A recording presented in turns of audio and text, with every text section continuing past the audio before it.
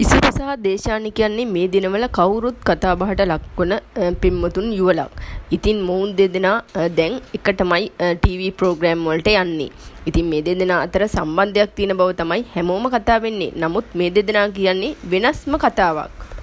මේ ළඟදී ඔවුන් දෙදෙනා මාදුගගේ බෝට්ටු සවාරියකුත් ගිහින් තිබුණා. ඉතින් දේශානි නම් කියන්නේ අරමුණ මොකක් වුණත් ඒක එයාගේ චරිතයට බලපාන්නේ නැහැ කියලා. ඉතින් දේශානි සේවය කරන්නේ ගුවන් සේවිකාවක් විදිහට. කෙසේ වෙතත් ඇය ගුවන් සේවයට සමුදුන් බව තමයි මෙම සම්බන්ධය නිසා අපිට දැනගන්නට ලැබිලා තියෙන්නේ. මේ දිනවල කාගේත් කතාබහට ලක්වෙන මේ ඉසුරු දේශානි යුවල ප්‍රොමෝෂන් පබ්ලිසිටියක්ද කියලත් හැමෝම කතා වෙනවා. ඒ වගේම මේ දෙදෙනා එකට රූගත කිරීම කරන ෆිල්ම් එකක ප්‍රොමෝෂන් පබ්ලිසිටියක්ද කියලත් කතා වෙනවා. ඉතින් දේශානි නම් මේ සම්බන්ධව පවසන්නේ සමාජ මාධ්‍ය ජාලා කලබන ඇයගේ සහ ඉසුරුගේ පෙම් සම්බන්ධතාවයේ රහස ඉදිරියේදී පවසන්නම් කියලා.